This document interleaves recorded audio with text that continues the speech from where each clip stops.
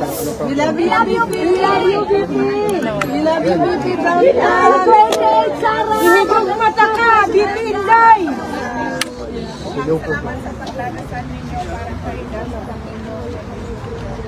Yes, walang kapaguran.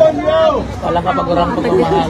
Wait lang po, kasi para po hindi ano yung boses ni VP. Oo, sayang din. Hindi magasgas. Di mas maganda din kasi may mic. Bayan saglit lang yan. Nagkaroon ng konting technical problem yung ating Wait lang po, kasi hindi ko maririnig ninyo kasi ano po. So, ayusin mo na kasi para hindi na sigaw ng sigaw si... We love you, VP! Dito lang kami. It's our honor to see the President of the Philippines in the future. Wala si Kateke. Tsaka, nakita po mga kababayan, kasi po, ganyan po ang power ni VP Inday. Kasi pagdating niya, yung mga power na wala Oo nga. Ito yung power Hindi lang ng... po ang Kongreso at Senado ang natatakot sa kanya kahit microphone. Kahit electric pakot. Ayan! Duterte! Duterte! Duterte! Duterte! Duterte! Duterte! Duterte! Magandang tanghali sa inyong lahat. Maayong udto sa inyong lahat. Maingod to. Good to everyone. First off, I'd like to express my gratitude first to the Lord Almighty for giving us this day. Very sunny and beautiful weather today. And thank you for giving us another morning and another day in our lives. And we pray for our kababayans in the Philippines dahil doon naman hindi maganda ang Panahon. Maulan, may bagyo, at marami ang baha at landslide. So meron tayong mga kababayan na nasa evacuation centers dahil merong mga preemptive evacuation yung mga barangay nila. Pangalawa, ang pagpapasalamat ko sa ating mga organizers para sa ating dalawang pagtitipon ngayong araw na ito. Una, ngayong umaga, dito sa harap ng ICC building, at pangalawa, mamayang hapon sa Land Van Regan Park. At ang pangatlong pagpapasalamat ko ay sa inyong lahat dahil para sa akin, no, mainit ito ba? Hindi tayo ginagawa ito. Pero kahit mainit, Laban lang. Nandyan pa rin kayo. Pero kayong mga Europeans, gustong-gusto ninyo ito. Oh, yes! Push yan. Doon sa Pilipinas, diba, tago tayo ng tago sa init? Oo. Bakit kayo dito? Bilan. Mainit kayo ng Minsan lang yung araw dito, VP. mahal ng araw dito. Yes. Yes. Mahal ang heating dito. Mainit na lang yun.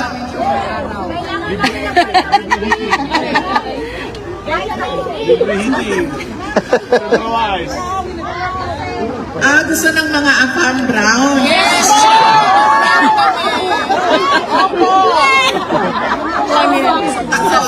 Gusto ng mga afam brown. Saan gusto natin afam?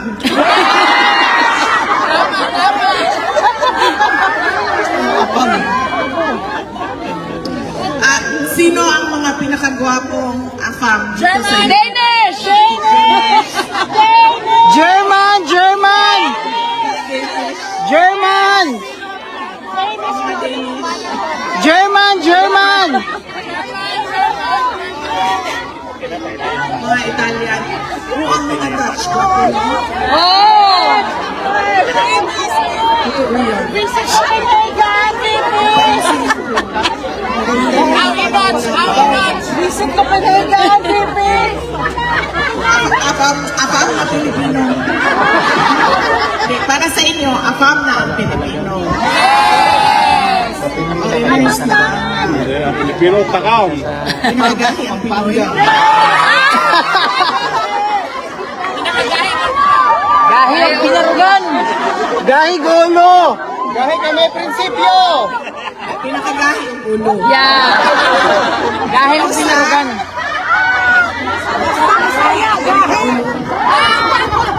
Gahi po ng mga Bisaya. Gahi o Pila. Pinakagahi ang ulo ang Pilipino o ang Pilipina.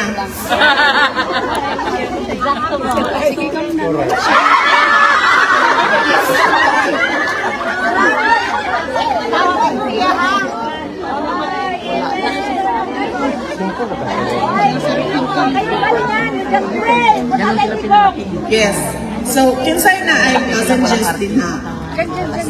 Maayo ko ma'am. Kay reaction o kuhaan ang ako ang tingkol. Kakulba. Ah, mga walay tuli kinsa? Kinsa pa kayo? Katulungan din natin kasi ka ng atong oras mo. Kay permit, birihan yung alas 2.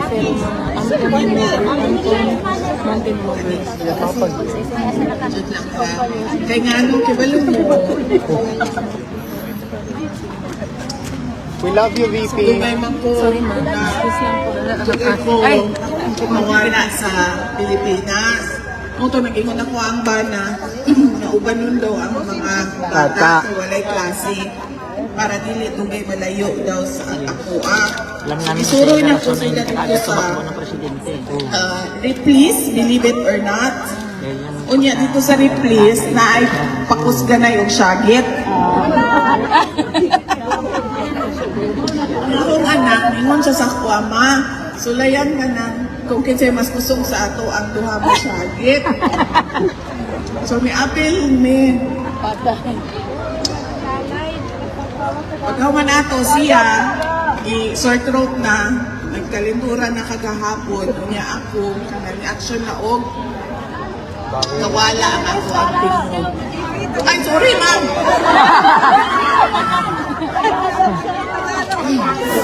Sorry, sandali.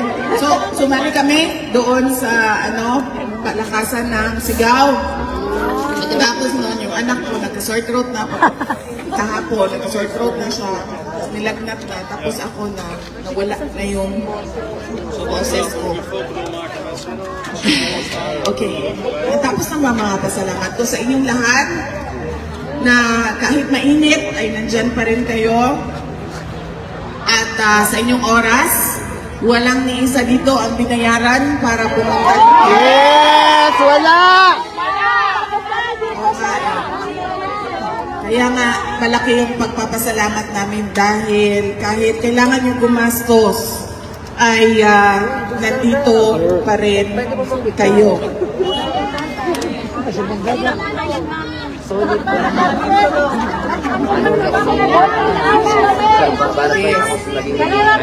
Tapos yung iba walang tulong.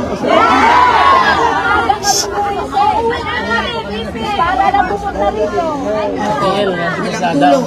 Tapos yung iba nagpalit ng day off. Nag-call in sick.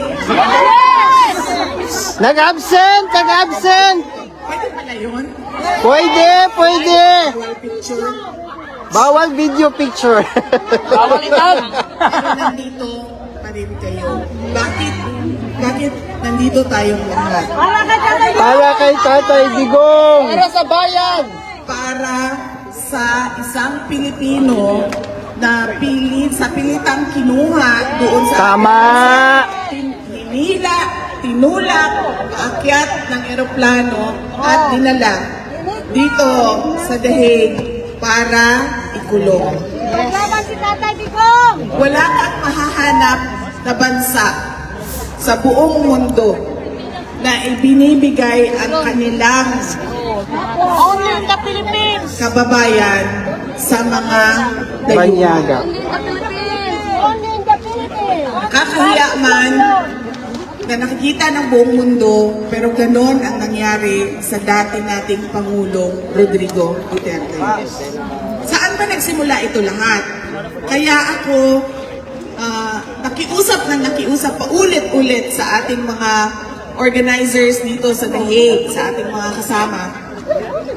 Gusto ko sana magsalita sa harap ng ICC kasi gusto ko marinig ng ICC kung anong ginawa nila at ano yung pride na pinagpipilitan nila na hawakan at ikulong ang dating Pangulong Duterte. Una, nagsimula ito saan? Sa reklamo ni Trililing! Trililing. At bakit siya tinawag na Trililing? Kasi nga, Kulang-kulang! may sayan. Oo. Pag nagsasalita siya, nakikita mo talaga, naririnig mo. Meron talaga, Salteg. may kulang ng tornilyo. Saan niya pinase yung kanyang paghain ng reklamo? Doon kay Las Cañas at kay Bato-bato. Bato-Bato. Na lumabas doon sa investigation, si Las Cañas ay merong kasong perjury o pagsisinungaling under oath. At paano mo ba nasabing na isa pang sinungaling si Las Cañas? Noong iimbestiga sila at nagsasalita si Las Cañas, hindi niya kailanman nabanggit ang pangalan ko na kasama o may alam o kaparte ng DDS.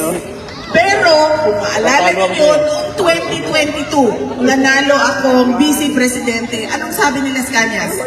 Kasali na yan si Inday Sara Duterte sa DDS. Sabi niya, mas matindi pa yan kay dating Pangulong Rodrigo Duterte. So nakikita ninyo na ayaw nila na merong Duterte na umuupo bilang presidente o bilang vice Presidente. Kasi takbo. Yan yung witness ni Trillanes. Takot sila ma. Gusto yung katarantaduhan nila. Nakikita natin yan. Ngayon, nakikita natin ang mga ginagawa nila. Yung isang witness nila, si Bato-Bato, nandun din sa Senate investigation. Pero anong sinabi? Meron din. Kasi pala, it takes one to know one. So kung Trililing yung nag-file ng kaso, ang witness niya ay may sayad din. Diyan nagsimula ang Nang tinanong siya kung ilan na pinasay niya, complaint. wala. Kasi kahit isa. Sino ang kinsa ni Segunda? Sino ang sumunod? Ang mainstream media. Ano sabi nila? 30,000 dead. Then nagsimula sila sa 12. Umakyat sila sa 15,000. Umakyat sila sa 30,000.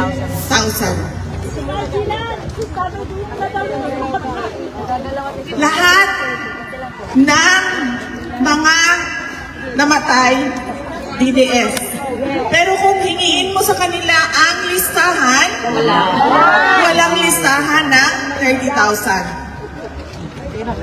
At anong lumabas sa charges nila? 43 counts of murder. Kaduda-duda pa yung ibang sinasabing biktima. Dahil hindi masabi kung totoo nga na sila ay biktima ng EJK. Alam ng ICC na ganyan ang estado ng kaso. Pero pinilit pa rin nilang kunin si dating Pangulong Rodrigo Duterte. Hindi na nila makuha yun eh. Pero anong nangyari? Binigay siya ng administrasyon ni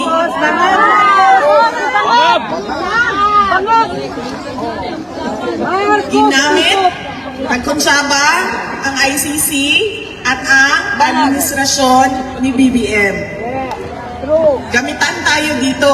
Kailangan nyo ng kaso, kailangan namin palayasin yan dito kasi talong-talo na kami sa politika. Yes. Totoo. So naggamitan sila. Ngayon, merong tanong sa jurisdiction. O meron ka bang karapatan ICC na magpaakyat ng kaso at hawakan ang akusado, ang detainee dyan sa loob ng detention center? Ang tagal nilang magsabi na wala kaming jurisdiction. Kasi iniisip pa nila paano nila gagawin na sasabihin na meron silang jurisdiction. Nag-iisip pa sila ng paraan paano ba natin sasabihin na pwede nating iakyat itong kaso na ito at mag-trial tayo. Merong question sa interim release.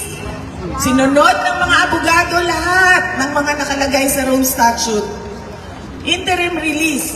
Pero anong nangyari sa interim release? Object. Kinontra ng prosecution. Kaya sinabi ko, bakit pa ba? Merong nakalagay dyan sa inyong Rome Statute ko na interim release, ay hindi niyo naman pala ibibigay sa mga akusado.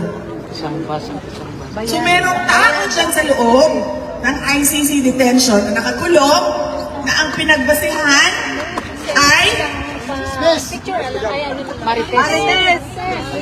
Marites, Marisol. Chismis, Chismosa. galing sa mainstream media na kontra sa kanyang mga prinsipyo at paniniwala. Meron tayong dating Pangulo na nakakulong dahil ginawa niya ang kanyang trabaho para sa bayan. Ano ba ang ICC? Crimes Against Humanity. Ayos na po ang Pilipinas. Hindi natin kailangan ang ICC. Totoo yan. Nakikialam ang ICC sa ginagawa natin para sa bayan natin. Nakikialam sila sa governance ng ating bayan. Nakikialam sila, ma'am, dahil meron silang some sort of unang-una, agenda, at kailangan nila panindigan yung suporta na pera na ibinibigay ng iba't ibang mga bansa na member para sa kanila.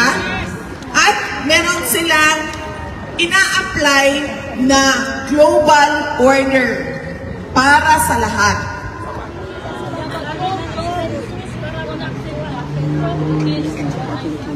Pwede ba yun? Nakikialam sila sa pagpapatakbo o sa gusto ng mga sariling Pilipino para sa kanilang bayan o sa Pilipinas. Pwede ba yun?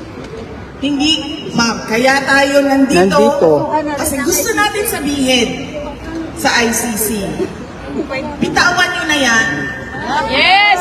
Huwag nyo kaming pakialaman. Yes! Dahil bansa namin ito, kung ano yung gusto naming mangyari, kami lang mga Pilipino ang magdidesisyon. Yes!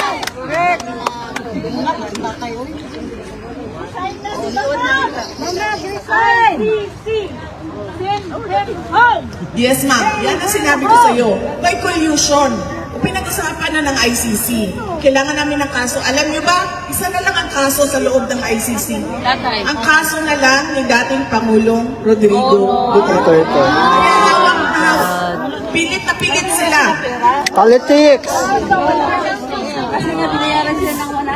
Na hawakan yung kaso. Kahit na sabi ko, Sino ba ang witness niyo? Isang tao na convicted ng perjury at isang tao na sinabing may sayad talaga.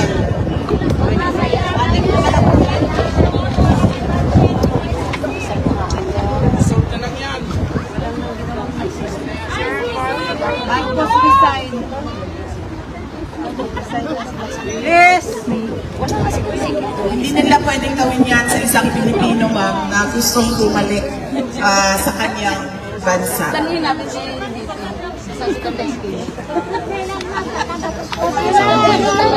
Sa Davao City, ma'am, tatanggapin namin. Yes! Sa Mindanao.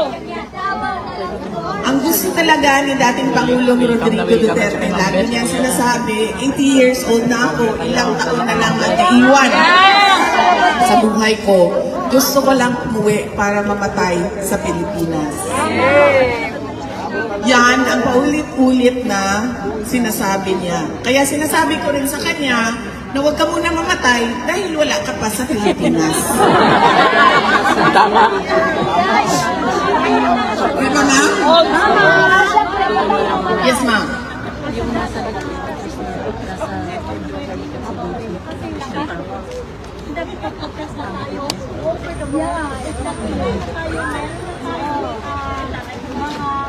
Ay, puisi.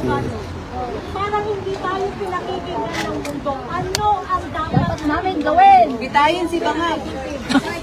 As a Dutch citizen, ma'am, pwede ka sumulat sa Dutch government. Bakit kayo may participation sa pagkuha ng aming dating Pangulo? Pinapasok ninyo dito sa inyong bansa, nakita ng lahat ng buong mundo na tinulak siya sa eroplano. Pero pinapasok ninyo dito sa inyong bansa kahit walang passport. Yes! Oo nga eh, bawal na. Kami nga, bawal na mga ikunin. Hindi pwedeng gawin yan. Pero lahat sila tahimik. Pag ikaw na ang presidente, VP, Go, go, go! Now na. Ako ng tatay. Ang first letter ni Sinhan. Ako, umiyak ang buo nung nagkasal. Ako, Davao po.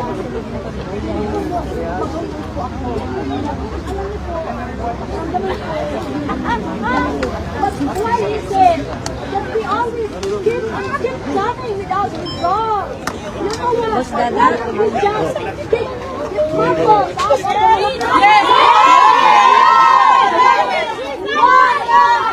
Resign!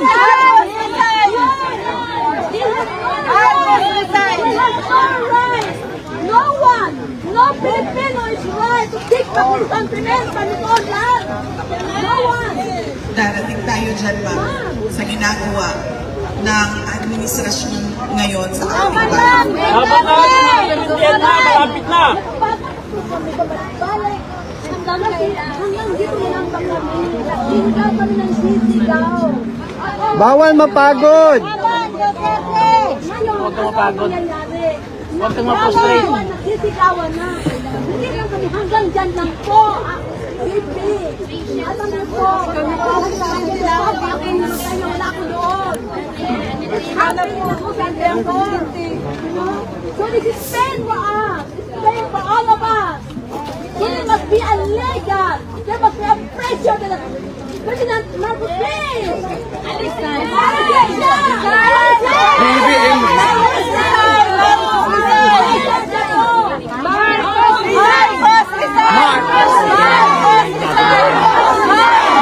Marcos resign! Marcos resign! Marcos resign! Marcos resign! Impeach Marcos! Galit lang kami kay Marcos. Galit lang kami dito. Pero ang bayan namin, Marcos! Impeach Marcos! Naumiiyak! Marcos bangag! Marcos bakit naman? Bakit lang? Ma'am, bigyan ko lang ng bigyan lang kita ng some sort of explanation.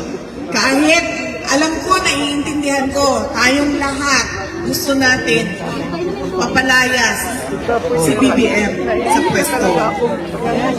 Kasi wala tayong nakikita pagbabago o pagtutuloy ng pagbabago na nasimulan ni dating Pangulong Rodrigo Duterte. Tama. Kaya ang rason kung bakit natin siya binoto. Pero ma'am, kahit man napalayas natin ang adik na presidente natin, hindi natin mapapabalik si dating Pangulong Rodrigo Duterte. So, dalawang bagay po yun, ma'am. Kailangan natin mapadismiss ang kaso ni Pangulong Duterte at mapabalik siya sa Pilipinas. At iba po yung bagay na meron tayong galit at meron tayong kagustuhan na palayasin o patalsikin ang ating presidente ngayon. Kaya po nauna ang aking sinasabi kanina about sa ICC at sa kaso ni President Duterte dahil gusto ko marinig ng ICC mula sa atin kung ano yung ginagawa nila sa kababayan natin. Kinuha nila, binigay siya ni BBM sa ICC.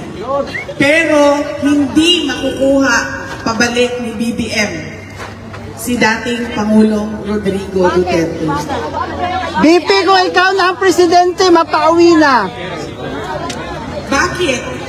Kasi pumasok na siya sa Sa ICC. kulungan. Under custody na siya sa ICC. Kasi sinurrender siya ng Pilipinas. Pero mali yung pagkuha, di ba? Yes, ma'am. Yan din ang sinasabi natin, ma'am. Bakit? We have to respect. Tulad ng sinabi ko, nagtanong si ma'am, ano bang magagawa namin? Tanungin niyo ang Dutch government.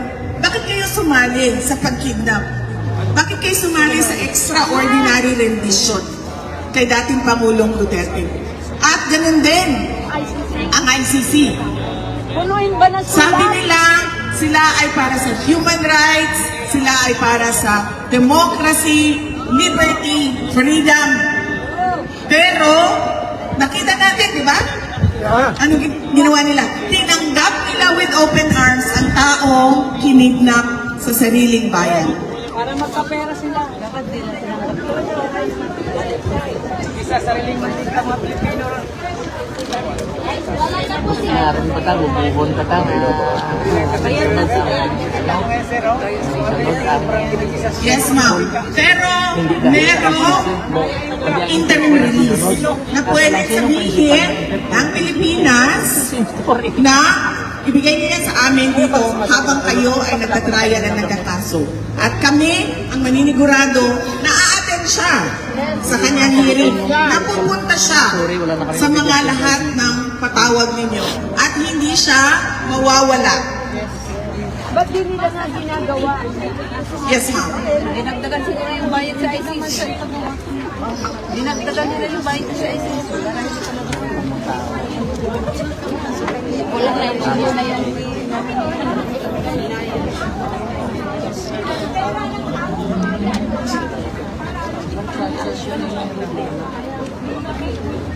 Do po, sawi po sa inyo lahat. Yes, ma'am. Kasi gusto nila tumulong o mag-cooperate. Bakit? Ang tanong po ay, bakit ginagastusan ng gobyerno ng Pilipinas ang mga peking witnesses dito sa kaso sa ICC? Kasi, ma'am, gusto nilang mag-cooperate sa ICC case. Kasi sabi ko nga sa inyo kanina, nagagamitan sila. In collusion.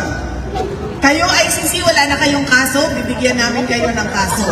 Ito, kalaban namin sa politika, na natatalo kami sa politika, ibibigay namin sa inyo.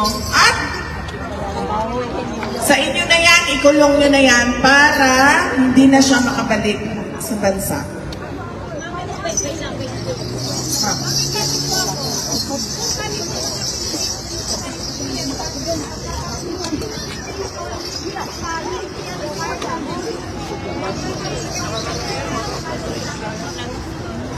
Yan ang hindi ko. Ang tanong dito ay kung ang mga Pilipino daw na nasa Europe ay magpetisyon sa European Parliament, magkakaroon ba ito ng impact sa kaso ni dating Pangulong Rodrigo Duterte? Hindi ko po masagot yan, ma'am, pero wala pong mawawala sa atin kung gagawin natin yan. Sabay-sabay tayong lahat, kahit hindi mga citizen ng Europe, ng mga Pilipino, sabay-sabay tayong lahat at iakyat natin sa European Parliament.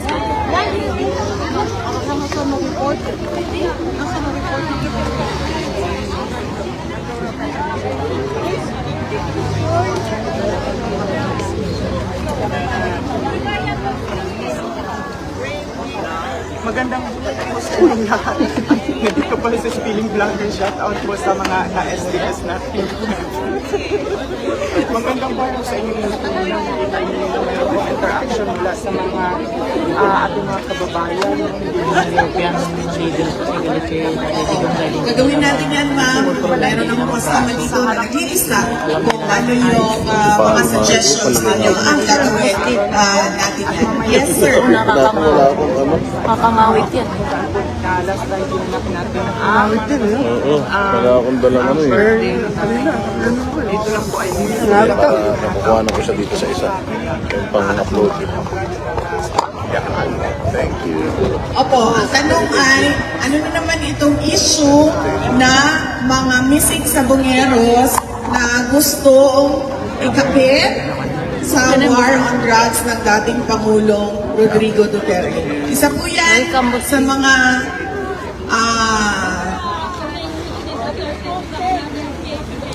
isa po yan sa mga gusto nilang gawin, no, para palakasin yung kaso sa war on drugs. Ang gusto na lang nila sabihin, meron kaming mga nakitang buto dito. Buto ito ng EJK na war on drugs ni Duterte. Yan na po, napakasimple. Dahil wala naman po silang paggagamitan sa mga buto na yon, kung hindi ibalik yon sa mga pamilya ng mga nawalan ng mahal sa buhay. Dapat i-DNA, Sarah.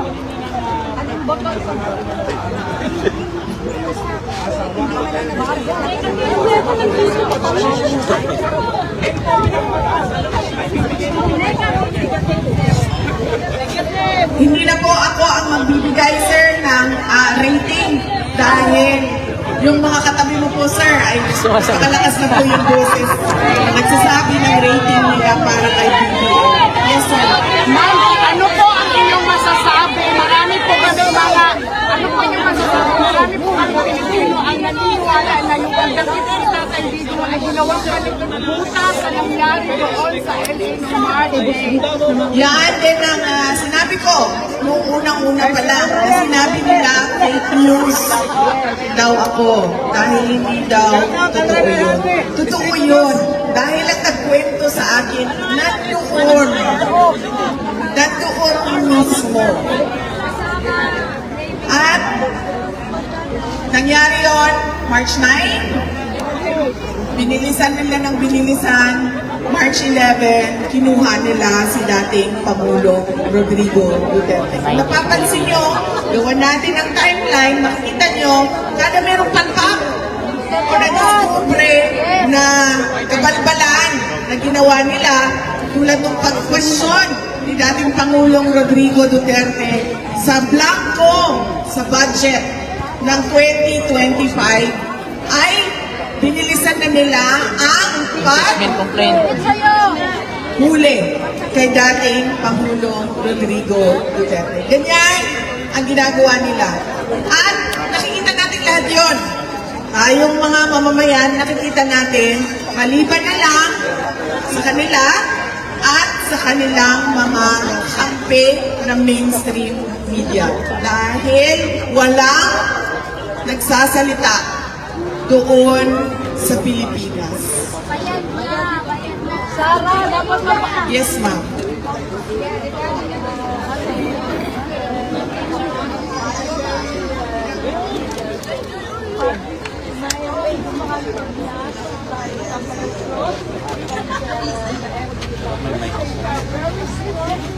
mapapag Yan po mga ka-SDS po. Kasama po lagi natin dito ang ating nakatiwalaan. SMNI. Araw-araw po sila nandito po. Yes, ma'am. Maraming nagsasabi na Actually, hindi naman sa leader speech, pero si BBM. Pero sa akin lang, ma'am, Awat na, init na. at ito, opinion ko lang, dahil marami talaga ang nagsasabi na weak leader siya. Hindi siya weak leader, ma'am. Nagkukunwari lang siya mabait. Yes, yes. Nagkukunwari siya ng mabait. Gusto niya ipakita sa lahat ng mga tao na mabait ako. Pero, dahil presidente ka, magagaling pa rin sa iyo ang utos. Dahil lahat yan, ma'am, alam ko na yan. Alam ko ang trabaho sa gobyerno. Lahat yan magtatanong. May approval ba ito ni Inday Sara? Hindi gagalaw yan. Kung walang approval yan ng ulo. Kaya, hindi siya weak leader para sa akin. At basa ko sa kanya, gusto niyang ipakita na mabait siya na Marcos. Hindi siya tulad noong kanyang tatay. Hindi siya yung Marcos na diktador. Ang kanya ay low-key ang kanyang gustong i-project sa ating lahat. Kung nakikita nyo, lagi niya sinasabi, wala naman akong problema kay Inday Sara. Pwede naman naming pag-usapan yan. Pero, noong nag-uusap pa kami, ano ba ang ano niya? Ano ba yung sinabi niya sa akin? Wala. Nagtanong siya sa akin. Ano ba ang mga project? Sinabi ko sa kanya, may nangyari ba? Wala. Tapos na itong administrasyon na ito. Midterm na sila. 3 taon na ang lumipas, pero wala pa rin tayong nakita. Hindi mo na nakikita kanya. Kulang na ang 3 taon para sila ay gumawa ng big ticket projects o malalaking development projects para sa ikauunlad ng bansa. Dahil gaano ba katagal gumawa ng project? 9 years. 6 years lang ang termino ng presidente. Kaya kinakailangan ang continuity. Dahil kailangan mo isunod, ituloy yung ginawa noong nauna o nakaraang presidente. At yun ang sinabi na sa atin lahat. Yes. Sabi niya, continuity at unity. Bodol! Pero dahil low-key, kunwaring mabait ako na tao, ganon ang kanyang pinapakita sa atin lahat.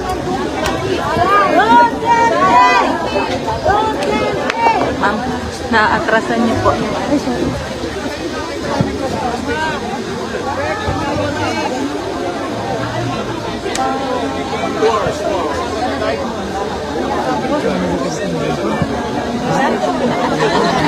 Tiyaga talaga si Juan.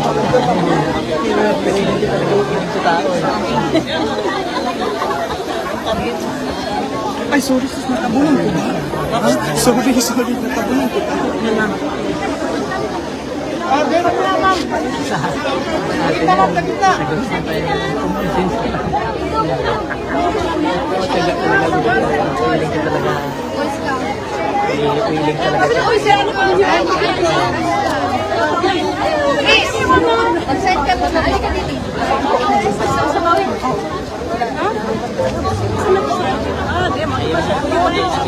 Ano ko ba yun?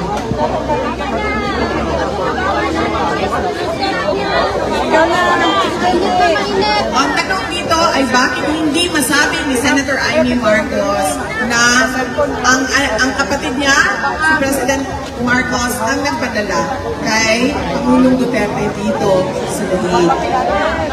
Hindi ko po masagot yan, ma'am, dahil hindi ko po alam kung anong iniisip niya at ano ang paninindigan niya sa pamilya at para sa kapatid niya. Dahil hindi namin pinag-uusapan ang kapatid niya dahil alam niya galit ako.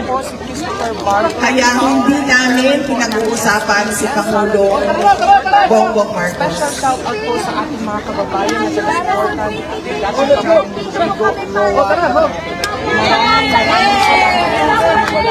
Maraming salamat. Dito natapos ang aking talumpati sa ICC. Ako nang bahala na ipagpatuloy yung aking mensahe sa iba't ibang plataforma dahil ang ating mga kababayan sa Korea ay ganun din ang kanilang gagawin. Gusto nila ng rally na makita ng mundo kung anong kamalian ang ginawa sa ating kababayan na nandyan sa loob ng detention center. Magkita-kita po tayo mamaya. Yes. Dahil ako po ay hindi European at hindi ko na kaya. Sunblock! Sunblock!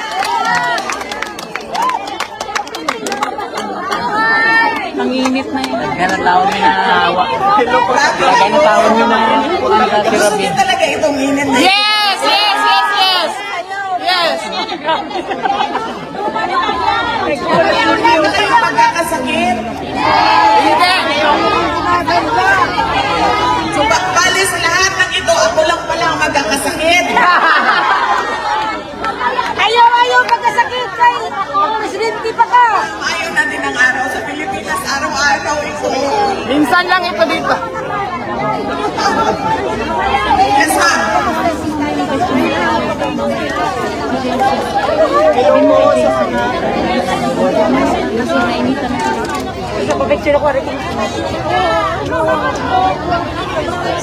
May tayo para may silaw. Wala na kayo stock na sila.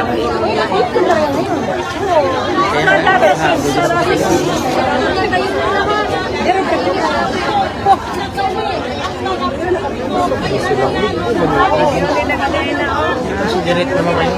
Ako din, ma'am. Kahit ako, ma'am, gusto mo rin na talaga. Sabi ko nga, I am frustrated with the administration of BBM. Gusto ko na rin, dahil nagsasayang tayo ng oras, magsayang tayo ng nagmamadali po tayo bilang isang bansa. Alvin! Nagpapasalamat ako sa inyong lahat, sa inyong suporta at sa ating pagkikita yung umaga na ito.